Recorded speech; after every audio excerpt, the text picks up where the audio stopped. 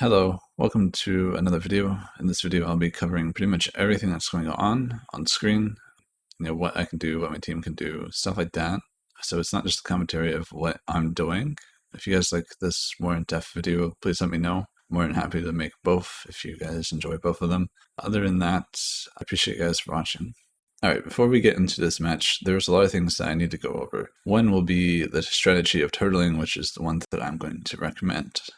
Turtling is a well-known strategy. I can put the definition on screen for you guys to understand, but this strategy is going to be the best thing that we can do, as two of our players are really experienced and the other two are not extremely experienced. But the nice thing about turtling is that you don't have to be great to understand the concept. And then the reason why turtling is good is because they have triple stealth and 2 off heals. We have higher damage overall, and we will be able to push somebody out of combat or force them to use a breaker or anything. We have the raw damage to global somebody if we all hit the same target. Therefore, it puts us at a slight advantage when we are turtling. Alright, falling into the game here, we immediately go up. This is not the best choice for us, but that's okay. We need to turtle, so we need to protect each other in their openers, and someone ends up charging right into us. The solution to this person running at us without the rest of his team should be to attempt to kill him, if not, get something out of him. Also, this only works because we play this perfectly. We root him into a hard stun when he pops evasion as the counter to roots, and then he breaks and I follow with another CC. We played this perfectly, and don't expect this to happen every single time. It's going to be hard for you to punish most players if you don't play it right. You will see that we nearly kill this player, and if the sniper or the power attack was actually following the turtle strat fully, we would have killed this player immediately because he misplayed and he admits to misplaying later on. I choose to continue assisting my team instead of chasing for Turbo because it's only a win if we actually find Turbo. Otherwise, it's a waste of time and we're spreading out our team too much. So I go to assist my sniper immediately, which is one of the better options that I can do. Thankfully, our PT finally shows up to assist in this fight, giving me the perfect opportunity to get a fear on one of the assassins. I was going for both of them, but Recro still had CC immunity. While the force bound won't immediately set in effect on Phantom, I was mainly aiming for Mukro. I should have been slightly more patient, but I did notice that my power tech had used Colto, and then immediately used Medpack to override his Colto, therefore wasting his Colto. So I was a little worried about him, and didn't realize that they still had CC immunity. We had dropped to follow the sorcerer. Unfortunately, it left only Mukro, so we hit him, and our power tech displays how badly he messed up his DCD rotation. Thankfully, it does keep him alive for a little bit, to the point that we get a stealth out from an assassin, which I promptly follow with trying to use white damage AoE to pull the assassin out. After not finding him after about 2 or 3 GCDs, I go to the switch to hit Turbo because Turbo doesn't have Breaker, and I can prolong Small's life. Luckily, OK Knight is also here too, so we're actually able to kill Turbo here. Unfortunately, we did not have the coordination from the other 2 players on our team, as me and OK Knight had significant coordination throughout the game. In this situation, the game's not quite lost yet. We will need to get somebody out of combat immediately because they can use numbers advantage on us, and we really, really do not want that. So the first thing we do is go for Mukro. We get him out. Turbo needs guard. I end up using Forcebound on him, and we focus Phantom. Phantom also stuffs out, leaving it 2 versus 1. I also manage nearly killing Turbo, but also finding Mukro regenning right in our face. This definitely makes the situation a lot more hairy than it needs to be, but I managed to chase down Turbo and finish him off. In this situation, I do need to go get a stealth out to get a combat reset and regen. However, I need to let OK Knight exactly where I'm going so he knows that he can, come to me in case they decide to double gank me, because that will 100% mean that I die. I do manage to get a combat reset, but I also managed to get sapped, but that's okay because he does not decide to open, and I make it to OK Knight safely. Sadly, in this situation, I was hoping that they would continue fighting OK Knight because that would be an advantage for us. Unfortunately, they both decided to run away and look for me. Thankfully, they both find me, but also at the same time, this means that they can sit in stealth until they have cooldowns, and their cooldowns will be up before ours, really making it easy for them to kill me And in this situation, I am sort of screwed, but I do have CC Breaker. Immediately going into their opener, they give me White Bar for free, which is great because I don't have Saber Ward. In this situation, I try to stall as much for time. I use Obfuscate, which still gives me Ruthless Aggressor, even though it probably did not apply to Phantom, because I think he had the Invisible Shroud animation. And then I also Mad Dash to try to dodge any white damage that's coming through. Unfortunately, I lose a lot of health, and it really puts us in a bad situation. I definitely do misplay when I'm sitting on Self. I should have gone for another combat reset, but I was mostly worried for OK Knight because I wasn't sure if he still had Breaker or Stealth out. Since Phantom opened first, we were able to go for him because he'll be the one without deflection or CC immunity first, and we definitely go for him, and he does guard Macro too, which makes it an even easier decision. So I fear hoping that I can get both of them. I don't, I only get one, and I wasn't fast enough with my choke, so Phantom Stride was able to bed back in between our burst window. This definitely puts us in a bad situation, and I'm nearly dead, and Phantom ends up, stealthing, and here I am at 1% HP. If I did not break the CC on Macro, I probably could have survived long enough to get some heals and then try to get a combat reset, and then it would be down to a 1v1 probably, or a 2v1. And from this point on, it's pretty much a loss because two assassins were able to wait and get combat reset. Well, not combat reset, but cooldown resets and just kill OK Knight here. And we do end up losing the first round. It definitely wasn't a bad round overall. We could have definitely played it better, but I do feel like, coordination is never on point round one, but we did manage to have quite a bit of good coordination between me and OK Knight, but that's only because we've played so many games together over the years. So a quick rundown of what my team should have done, specifically the Sniper and PT, they should have stayed with us, and definitely the Power Tech should not have played so defensively or so scared. It's a very aggressive class, and in this situation we are able to help him. So we need his damage to sync with ours to kill people. And also the Sniper, if he played aggressively the chase with us, we probably would have been able to support him a lot more than what we did. I also highly recommend not using Medpack and Colto at the same time. So going into this next round, we will immediately know that this is going to be more complicated. The operative's not going to make the same mistake, and our team's probably going to understand our plan a little bit better, and we're definitely going to turtle. Whoever comes in first, we're definitely going to punish because he's going to be vulnerable to us, and that ends up being Macro. So what happens here, we attempt to punish him. He pops both of his big cooldowns for CC immunity and damage resistance. Sorcerer gets flashbanged immediately, and I followed that with a Force Bound. So this is great, but not most optimal. I wish I could have gotten the operative with that. OK Knight continues to chase Macro because he has both of his big cooldowns, and we punish Phantom Stride for being on our face.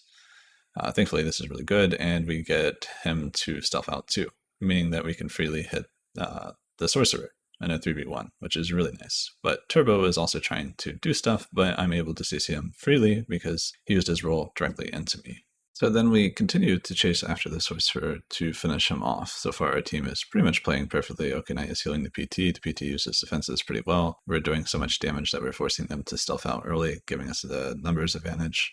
I jump to Turbo to root him and slow him down. He uses Grenade on me, so I trade my Breaker because in this situation we need to apply pressure and finish off the Sorcerer. Then I immediately follow up to continue punishing Macro as OK Knight is already on the job and pretty much locking him down so he can't do anything. Immediately getting him into another combat reset, so he's got no more stealths, and we immediately go to punish Phantom Stride. This puts Phantom Stride in a very bad situation because we're able to reveal him why he's pushed up against this wall here, because there's not much, direction for him to go. And this pretty much seals his fate. And the Sniper ensures that he can get away by using suppressive fire. So in this situation, we've got Macro with nothing left. Turbo has basically done nothing with probably all of his defenses up, and we are 3 players versus 2. We pretty much clean up this match. And the reason why this round went so smoothly was because OK Knight was able to punish Macro for over-aggression, and I was able to sync damage with the PT, and we got the other Shadow or Assassin to stealth out, and the Sorcerer kind of got cucked with both double CC on him, and the Operative also wasn't really able to do anything because he was getting CC'd or pulled away from targets that he wanted to hit. And it also gave us recovery time in between those CCs to heal the PT.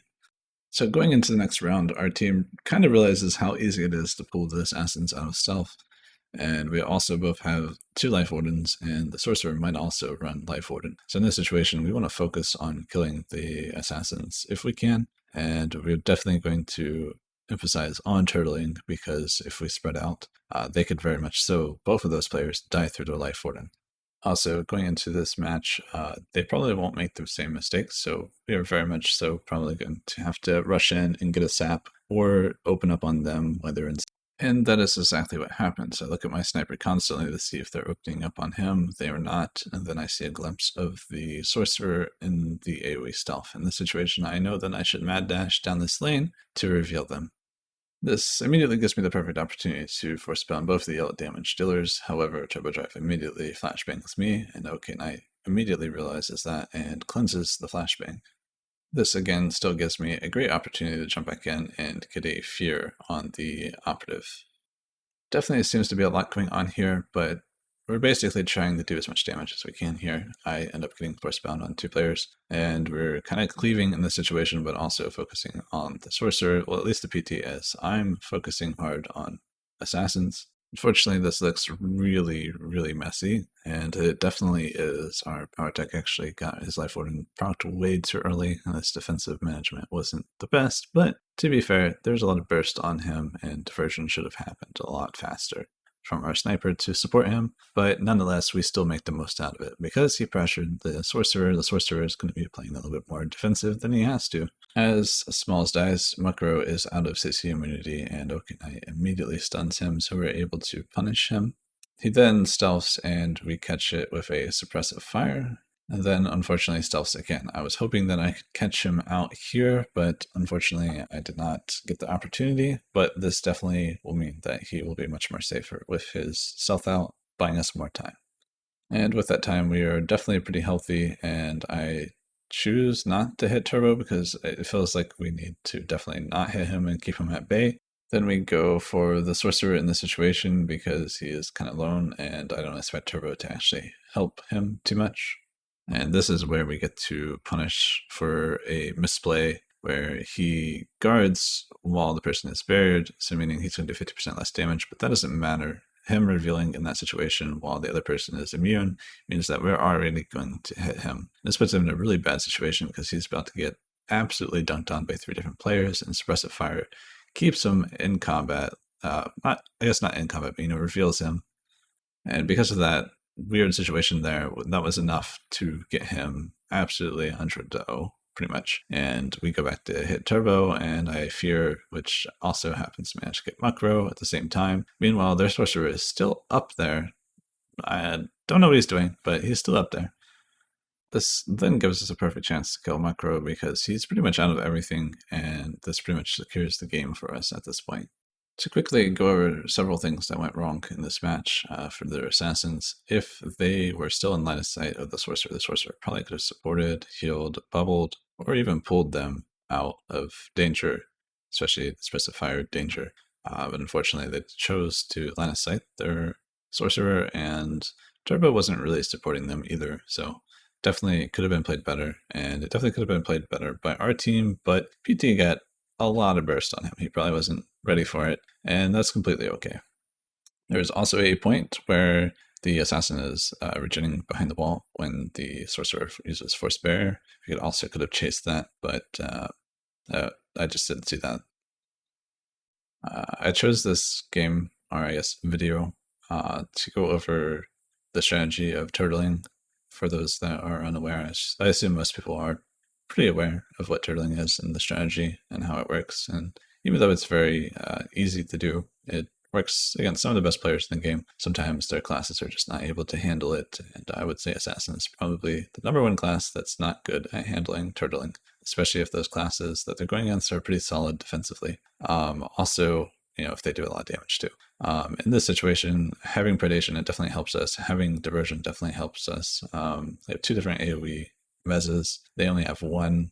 Do have triple whirlwind. Unfortunately, they don't seem to prioritize using the whirlwind pretty much at all. We did see some of these players in the previous commentary too. Definitely mistakes on both sides, and never is it going to be a perfect game? Nobody's going to make the perfect choices all the time. You do have to keep in mind that. I'm very analytical about a lot of things. I like to go over stuff like this, and I like to see like what I can do better, and I'm sure other people do too.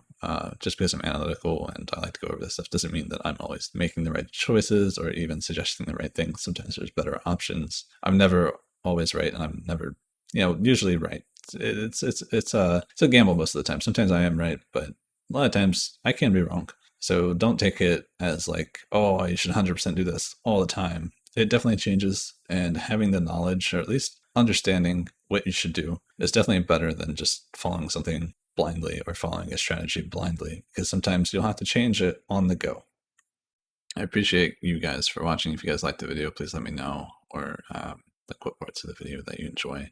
I'm more than happy to make commentary versions of these where I just go over what I'm doing. We're trying to go over like what should be done or things to look out for or game strategies and stuff like that. I'm more than happy to do those kind of things. I do want to try to get most of the knowledge that I have out there. Just unfortunately, I haven't really been streaming much lately because I'm dealing with some real life things currently. I'm not too open about things, but maybe I will speak about it. I don't really know yet. But I do have some free time lately, so I will probably try to create more content. I don't know about streaming, but if I do stream, I'll let you guys know. Also, if you guys have more questions or anything like that, feel free to obviously ask yet again. I'm usually available in Discord. I would love to see more players, try to get better or, want to get better. I'm more than happy to help any of those players, because when I was looking for content stuff to help me when I was new to the game, I couldn't find any.